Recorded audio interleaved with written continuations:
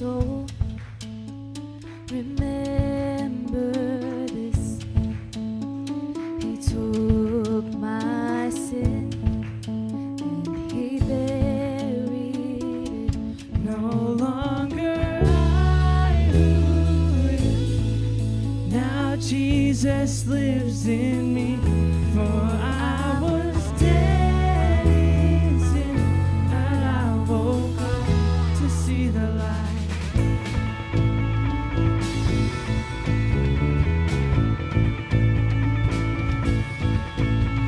No, I won't boast, but in the cross that saved my soul.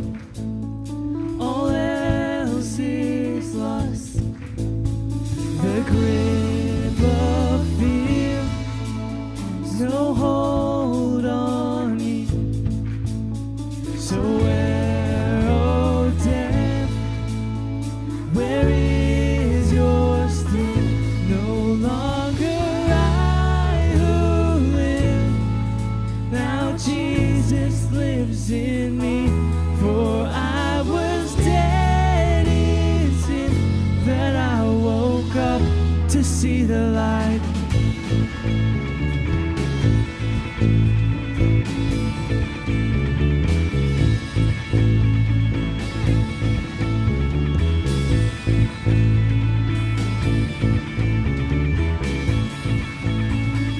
Oh, all of this for your glory.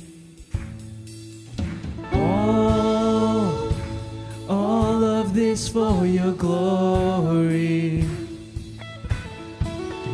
All of this for your glory. All of this for your glory.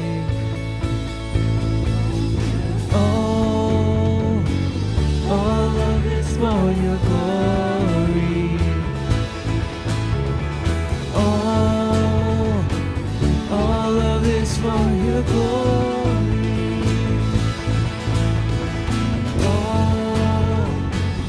All of this for your glory.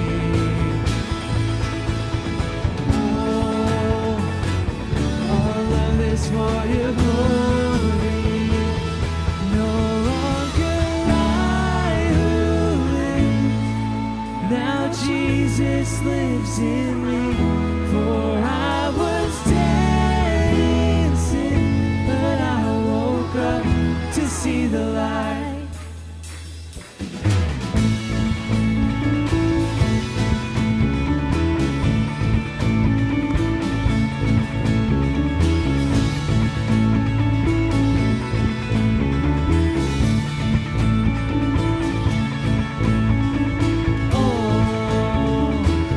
All of this for your glory.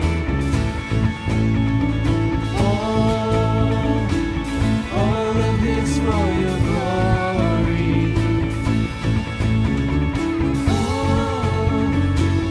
All of this for your glory.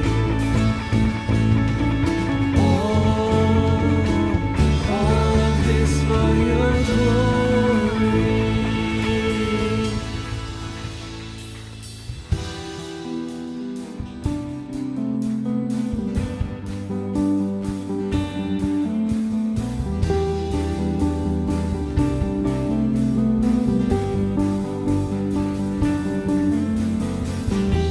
This is no performance, Lord, I pray it's worship. Empty words I can't afford. I'm not chasing feelings, that's not why I'm singing. You're the reason for my song.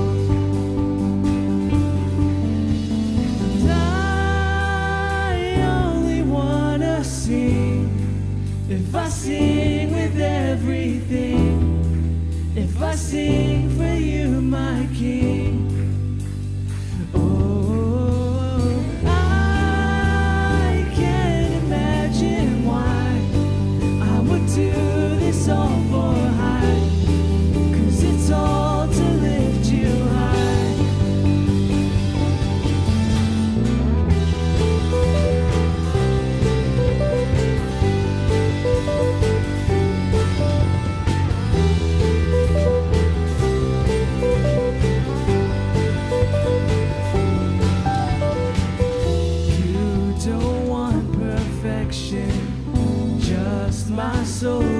attention. All I have is what I'll give. And more than a song that lasts a moment, I live a life of honest worship. If I can sing, then I'll sing with purpose. All the praise, Lord, you deserve it. Now I only wanna sing. If I sing with everything, if I sing for you, my King. Oh, I can't imagine why I would do this all for high, 'cause it's all to lift you high. Oh, I can't imagine why I would do this all for high, 'cause it's all to lift you high.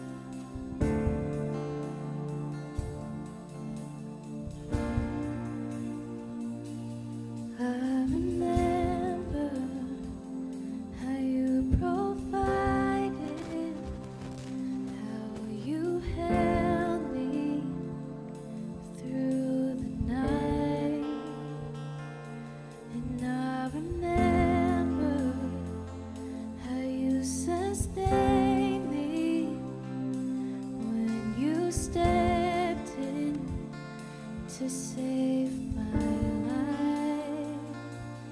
If I knew then what I know now, I would be still and let you work it out. Jesus, I was tossed in the water, but I never went under, and you were always on time. Jesus, when I went through the fire, you were right there beside me, and you were always on time. You were always, always, always on time. You were always, always, always on time. I remember how you carried when I couldn't take a step, and I remember how you loved me when I couldn't love myself. Jesus, I was tossed in the water, but I never went under, and you were always on time. Jesus, when I went through the fire, you were right there beside me, and you were always on time. You were always, always, always on time. You were always, always, always on time. You were always, always, always on time. You were always, always, always on time.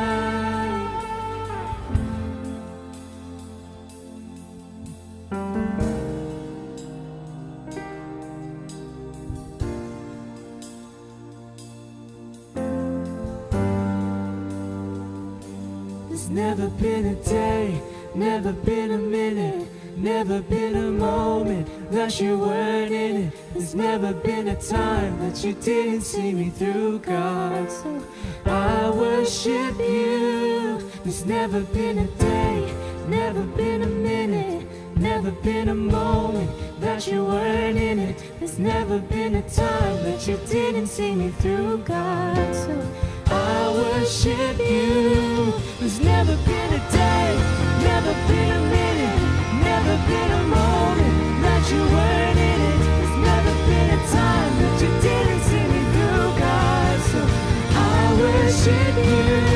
There's never been a day, never been a minute, never been a moment that you weren't in it. There's never been a time that you didn't see me through, God. So I worship you, Jesus. I was tossed in the water, but I never went under, and you were always on time, Jesus. When I went through the fire, you were right there beside me, and you were always on time. There's never been a day, never been a minute, never been a moment that you weren't in it. There's never been a time that you didn't see me through, God. So I worship you. There's never been a day, never been a minute, never been a moment that you weren't in it. There's never been a time that you didn't see me through, God. So I worship you, Jesus. I was tossed in the water, but I never went under, and you were always on time, Jesus. When I went through the fire, you were right there beside me, and you were always on time. You were always, always, always on time. You were always, always, always on time. You were always, always, always on time. You were always, always, always on time.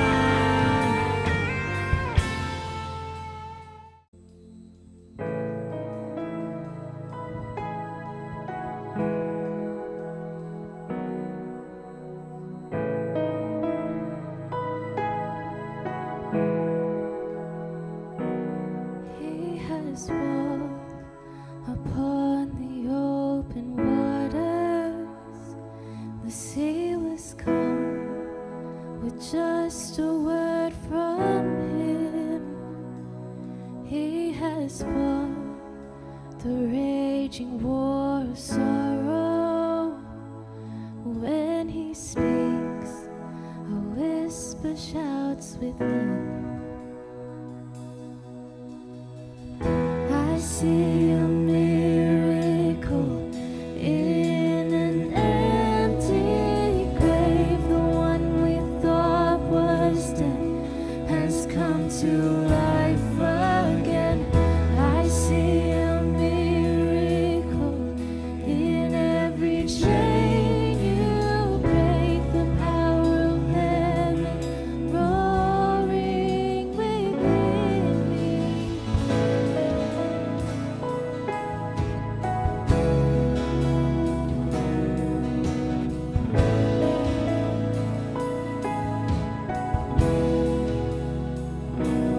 He will lift the anxious and the weary, calling home the burden and the lost. I am proof that you delight in taking chances. I am proof of the power in the cross. I see a miracle in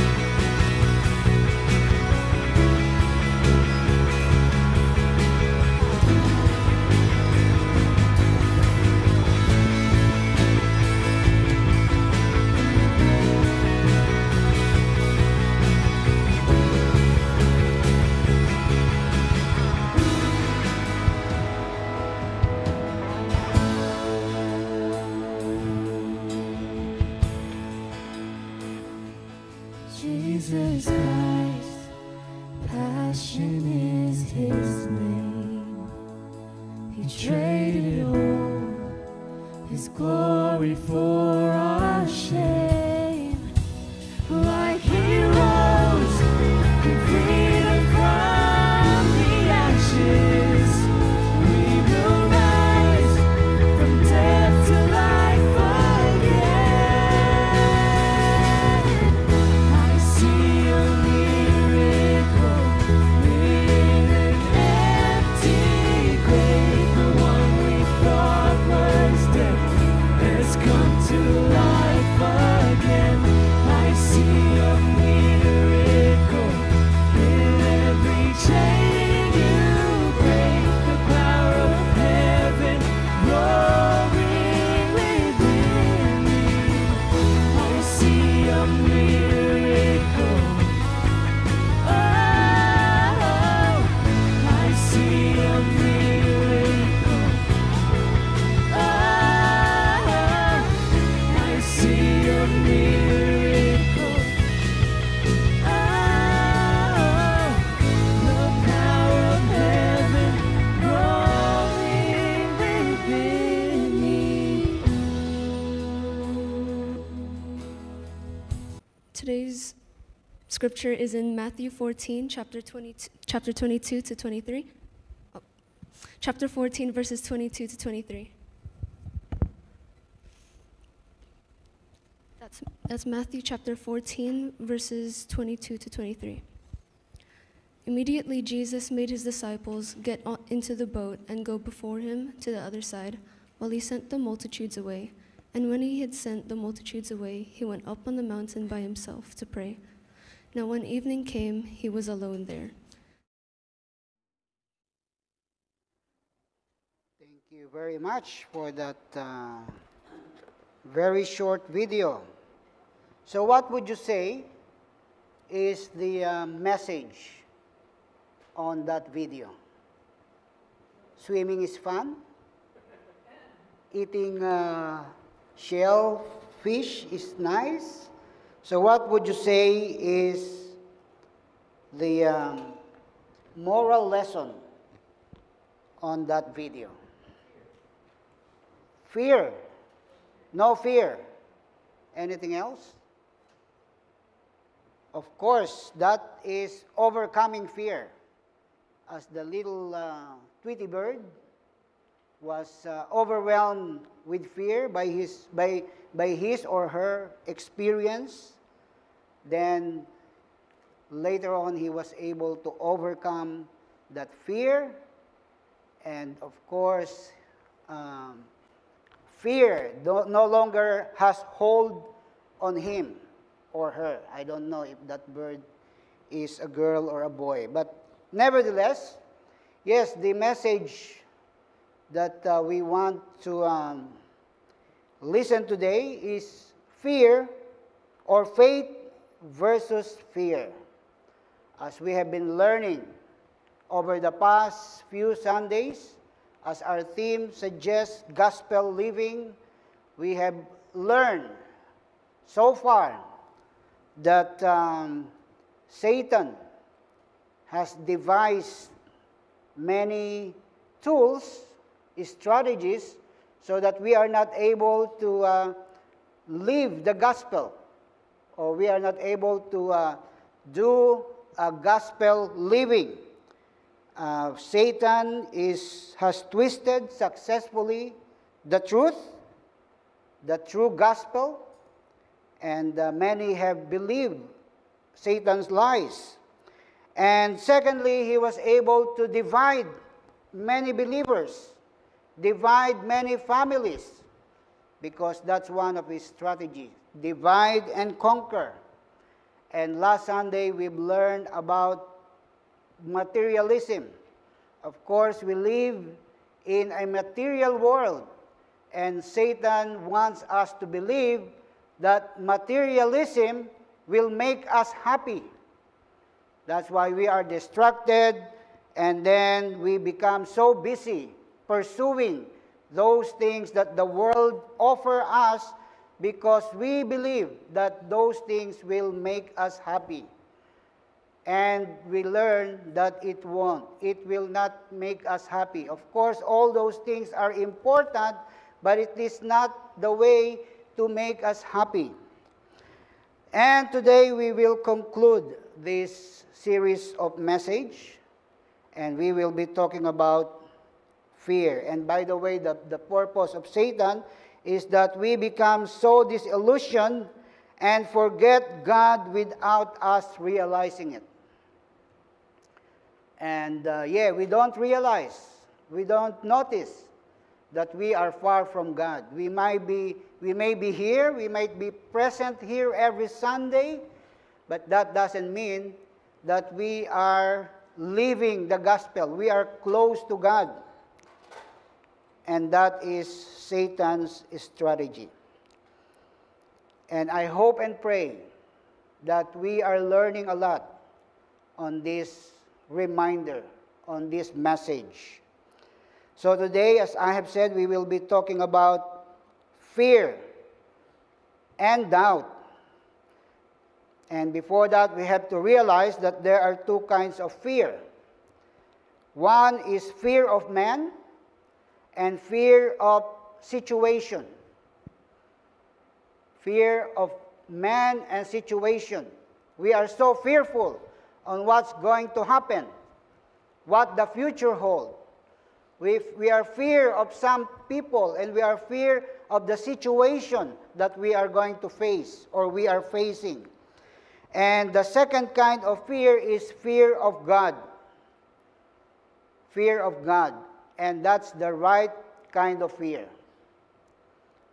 Meaning in reverence of God. We regard God to the utmost and highest level. And because of that, we give respect. And we are fearful that we don't want to be in contrast with God.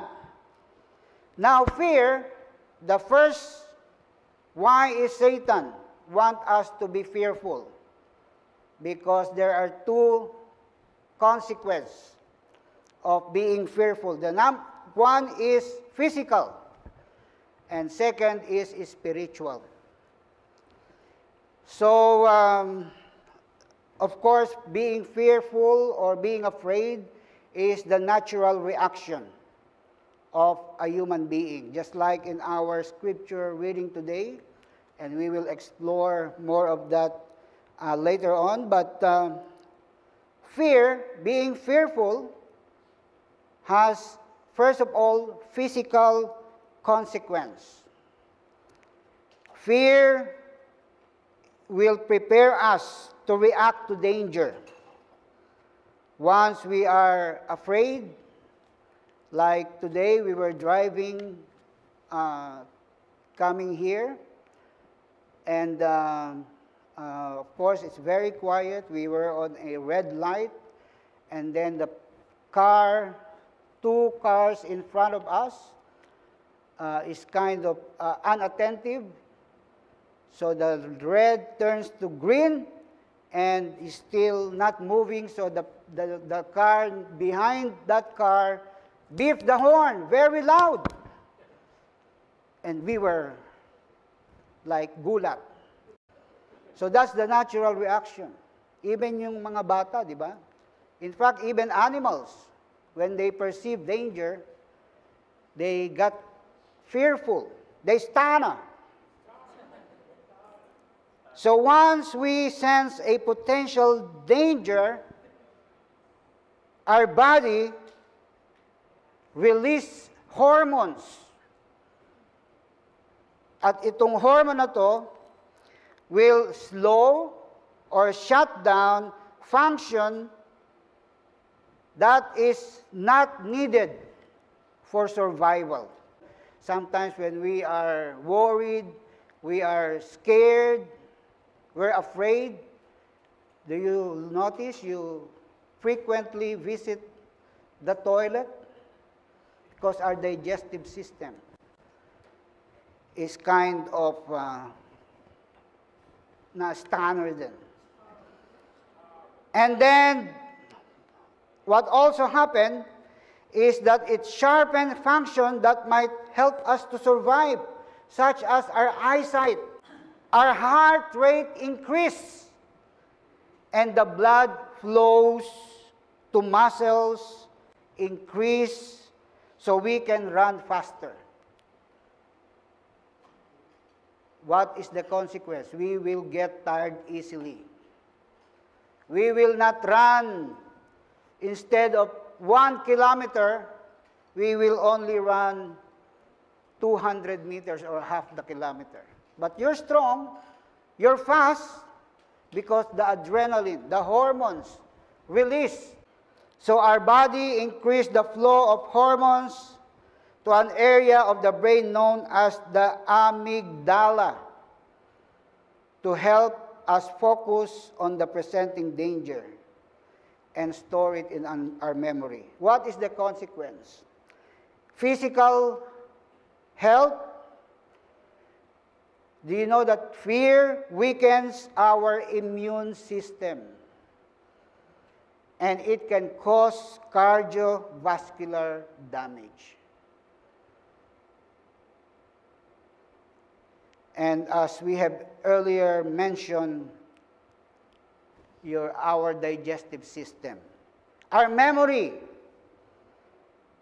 can be impaired as well.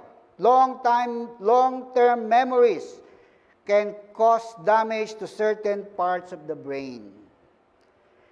And then brain processing and reactivity. So that's physical consequence of being fearful.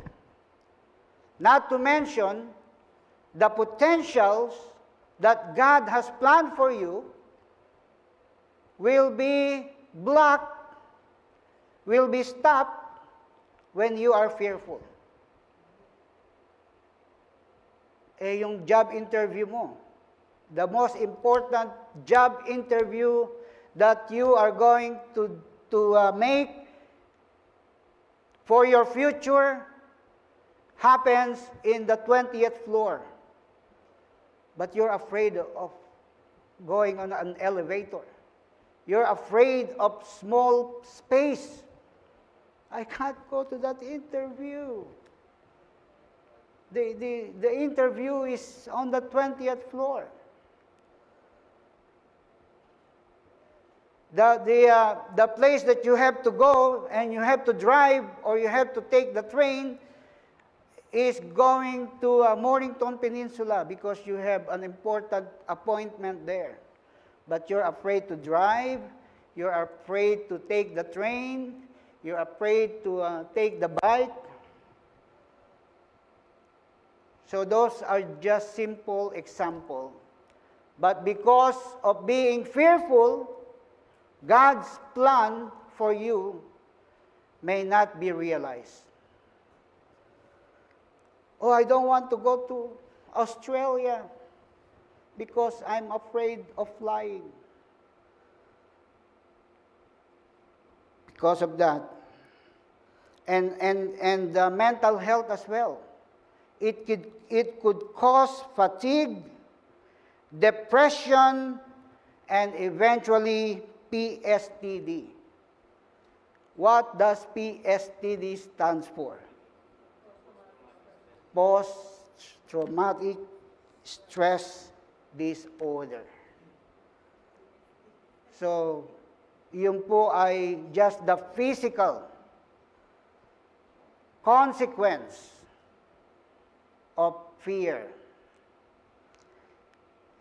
Now let's talk about the spiritual, which is, of course, more important. Of course, I'm not saying that physical consequence is less important, but this is very important. So Satan's strategy is to use fear.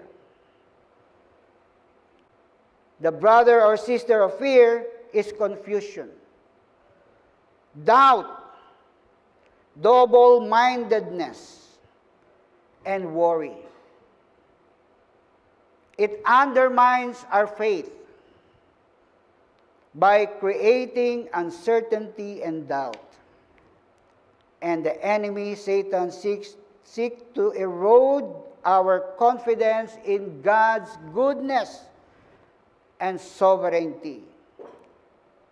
Satan will steal our peace, our joy, by promoting fear, confusion, doubt, being double-minded, and worry. That's why the Bible has so much to say about the enemy's tool of fear, of confusion, of doubt, double-mindedness, worry. And we will look at that one by one.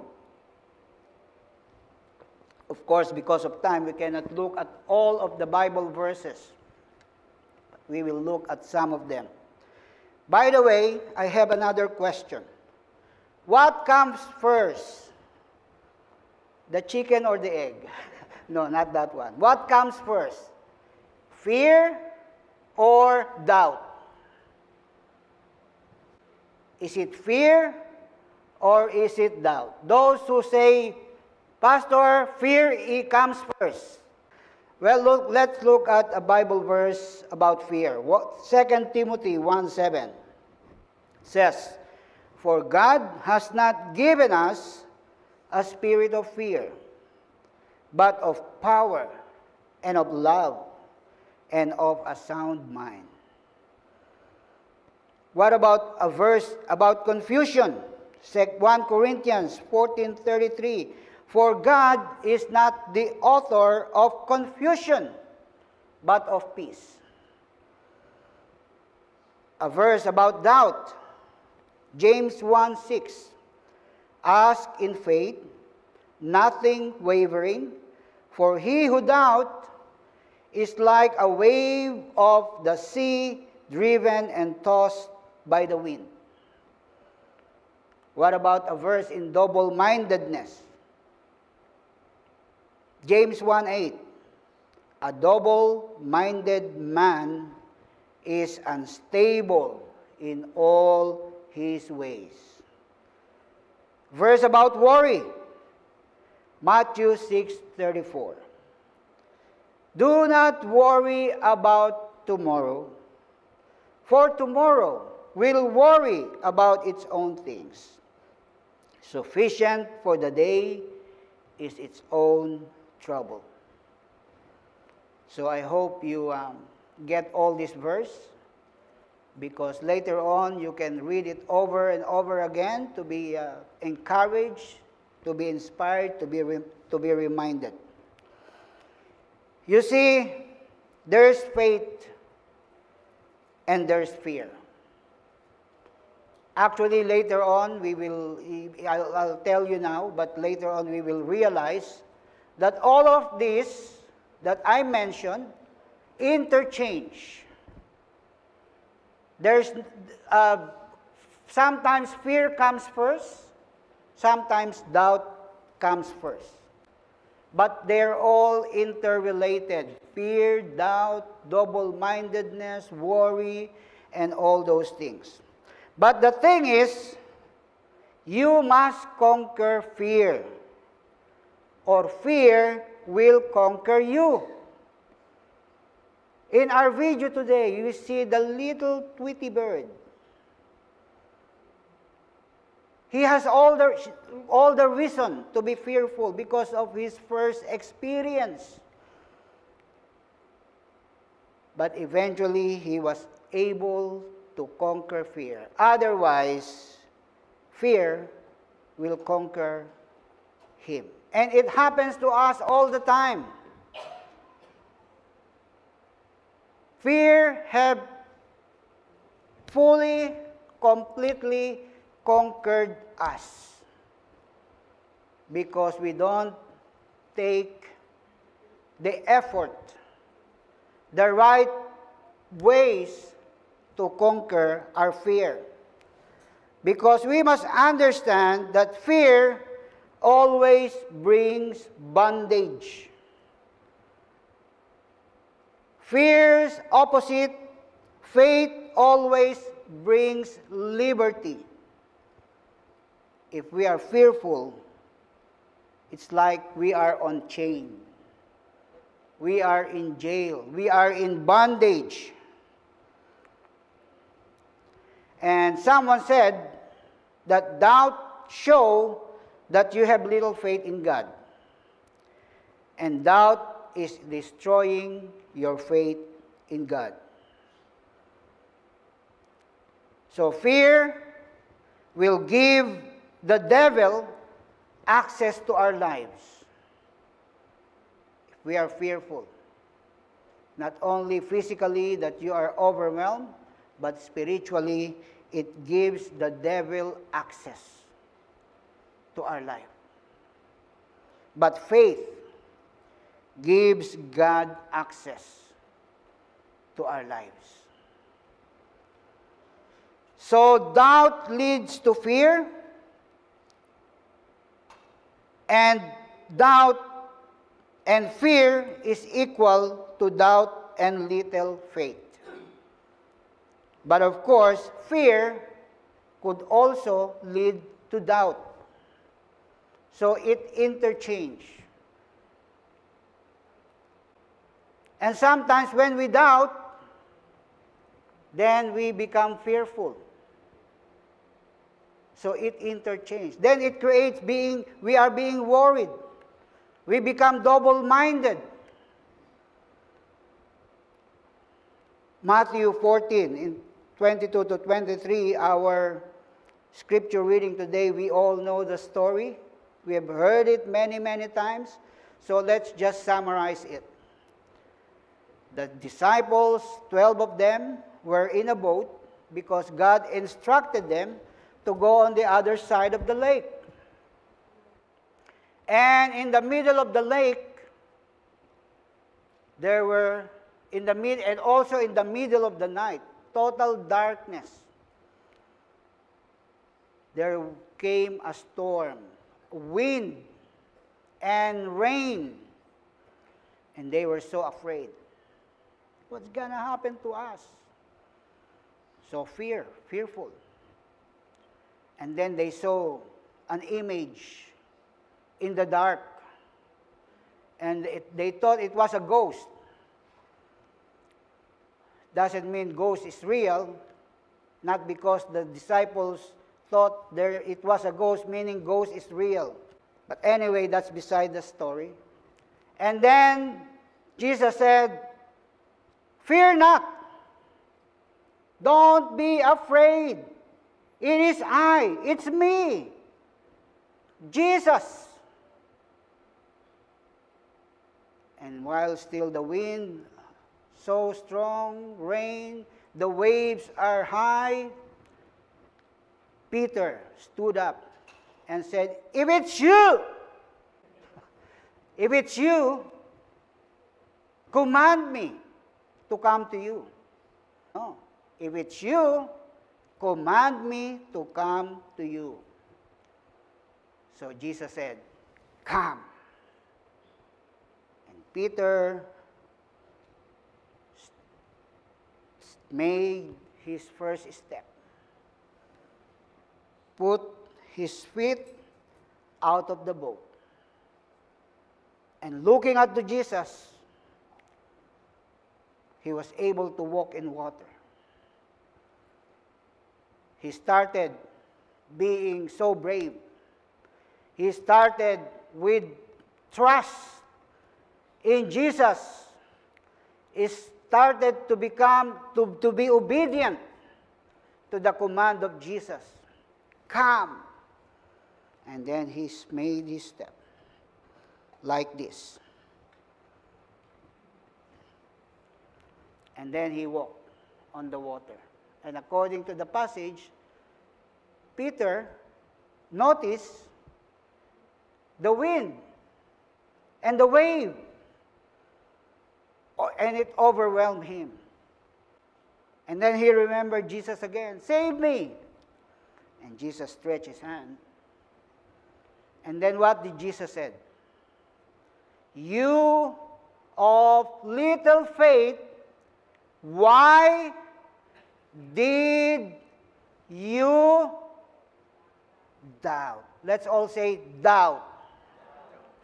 So in other words, Jesus translated Peter's fear into little faith and doubt. And that's what happened to us at times. We started very courageous, notwithstanding the danger around us, the challenges around us. We look into Jesus and we are able to walk in the water. And then when the challenges, the problem, the winds, the waves, the rain overwhelms us, we remove our focus to Jesus. We remove our faith in Jesus. Our courage becomes fearful. Our big faith becomes little faith. And then we doubt the ability of Jesus and we doubt the power of God for us to complete the task. And that's what happened. Peter, by the way, you know, in the Bible, Thomas is called Doubting Thomas, isn't it? And true enough, because he doubted. But how come Peter is not called Doubting Peter? Jesus Christ asked him, why did you doubt? So Peter walked on water, but not for long. And Jesus equated Peter's fear with doubt.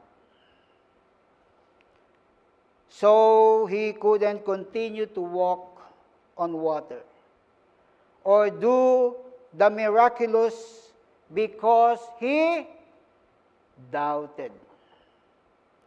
He looked at the wind and thought, that wind is too much. I cannot make it out to Jesus now. What am I going to do? Peter was not able to complete because he doubted. So how many times we were overwhelmed with doubt and we are fearful? But mind you, at first he was not afraid. He didn't doubt. And he started off walking on the water. But when he saw the wind, things have changed. What about you? What about you?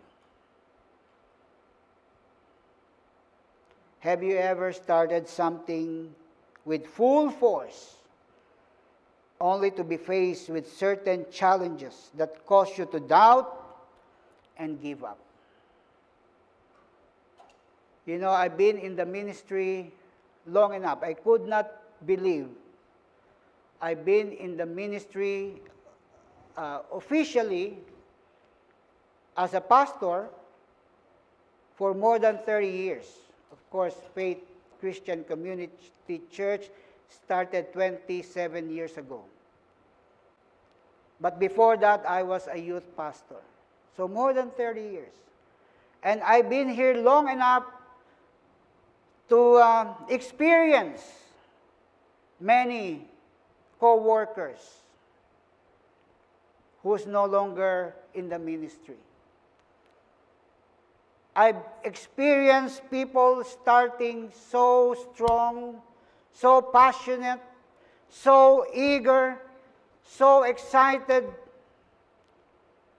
but eventually because of storms, criticism, not properly recognized, physical spiritual stress, they say to me, they will come to me and say, Pastor Tim, I quit.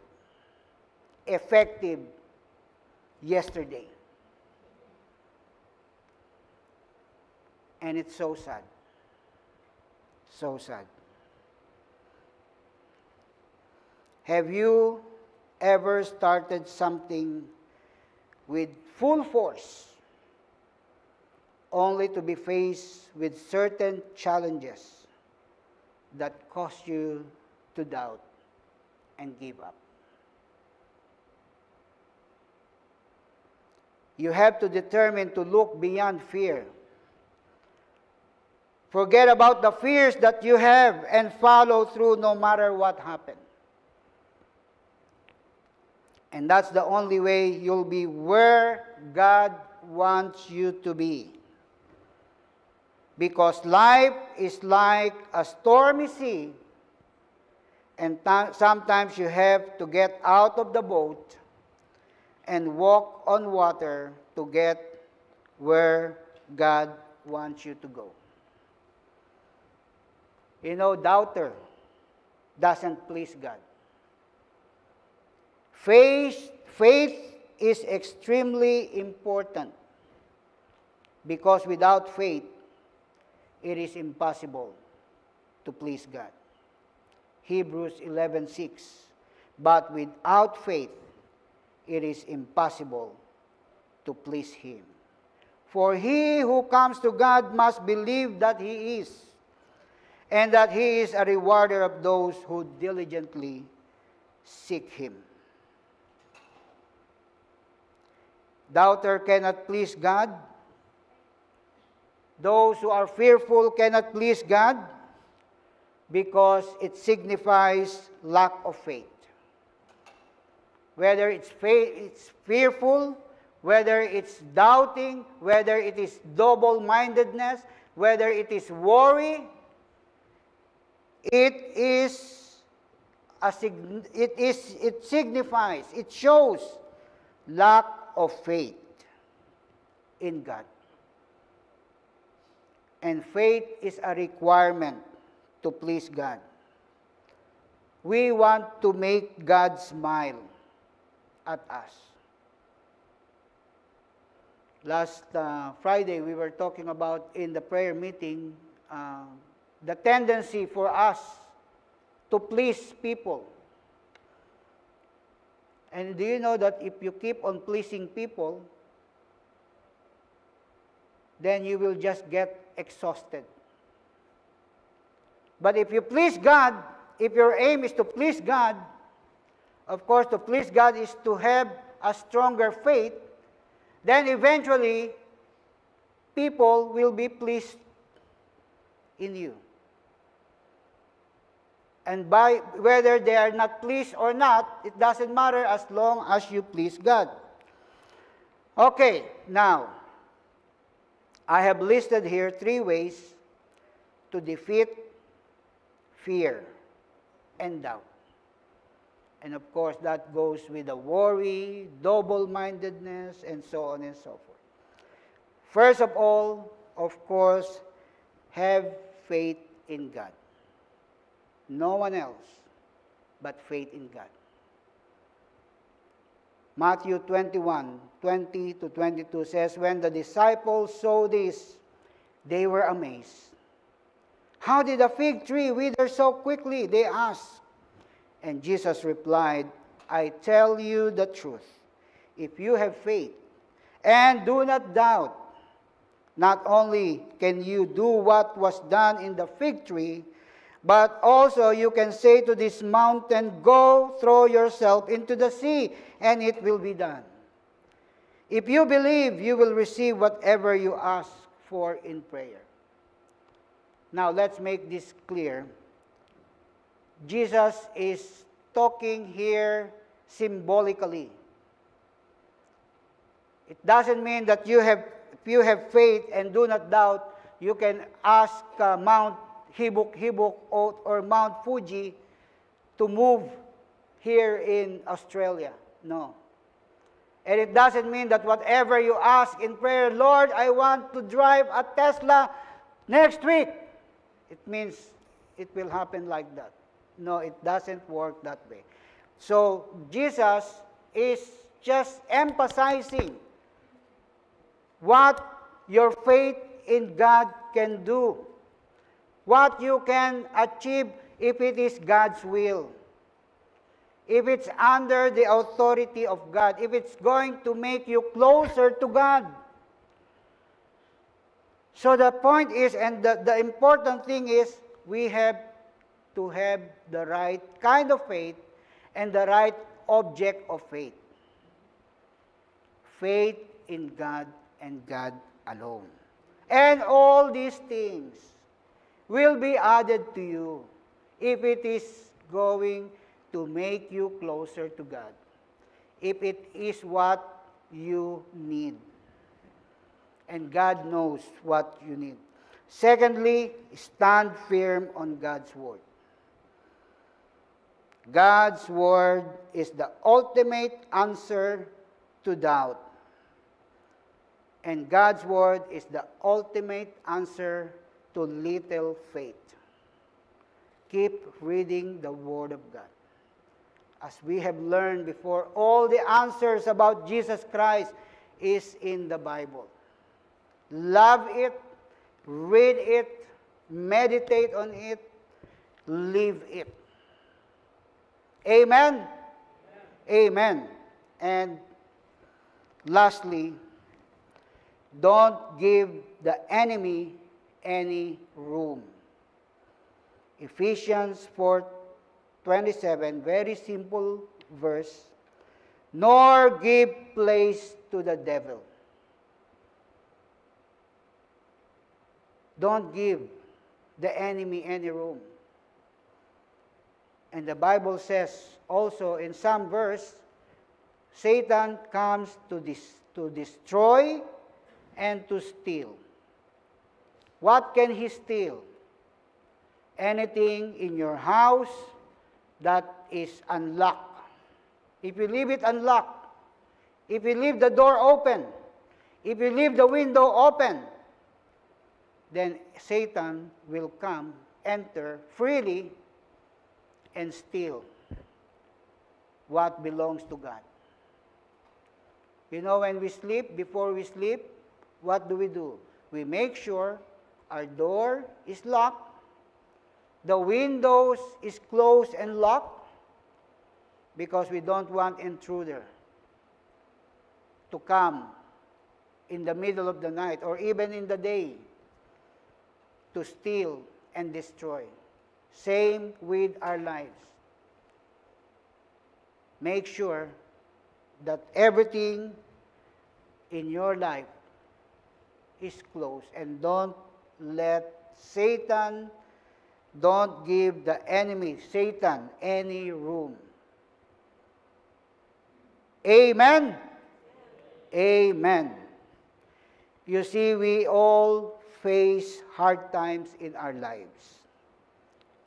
Whether it's something seemingly small, like a stressful day at work, or an assignment in school that we have to finish and complete on the deadline, or a more significant event like a troubled medical diagnosis or loss of a loved one. And during this time, it can be hard to find the strength and courage to put on a brave face.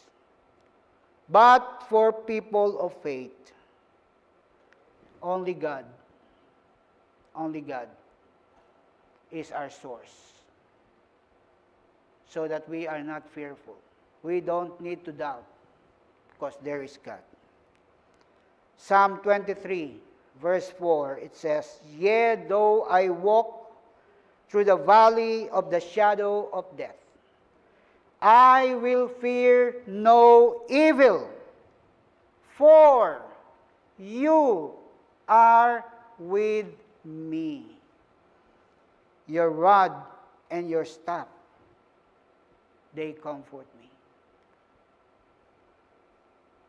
Psalm 56, verse 3 and 4. When I am afraid, I put my trust in you, whose word I praise. In God I trust. I shall not be afraid. What can flesh do to me? Isaiah 41, verse 10. Fear not, for I am with you. Be not dismayed, for I am your God. I will strengthen you. Yes, I will help you. I will uphold you with my righteous right hand. You know, in the Bible, it says that there are 366 fear not. The word fear not or do not be afraid appears 366 times in the Bible, depending on the version or the translation of your Bible, NIV, New King James Version, NLT, whatsoever. But more or less, the word fear not was used 366 times in the Bible. What does that tell us? In 1 year, there is only 365 days. So therefore, there are one fear not every day that we can cling on. And there are 365 reasons not to be afraid, not to doubt, not to worry, not to be double-minded. Why? Because God said, for I am with you. And remember, fear opens our lives to Satan. And faith gives God the access in our lives. Overcome fear, or fear will overcome you. Let us pray. Heavenly Father, we thank you for your promise that you are with us. You are with me. And there is no reason for us to be fearful, to doubt, to worry, to be double-minded, and to give Satan access in our lives. Today, Lord, in your presence, we rebuke fear. We rebuke doubt. We rebuke worry. We rebuke double-mindedness, because it has no place in our heart, in our life. In the name of Jesus, we rebuke it in each and everyone's life. And we claim, Lord, your promise that you are with us. And our little faith will grow and grow, not only today, but every day, by the power of the Holy Spirit. In Jesus' name we pray. Amen and amen.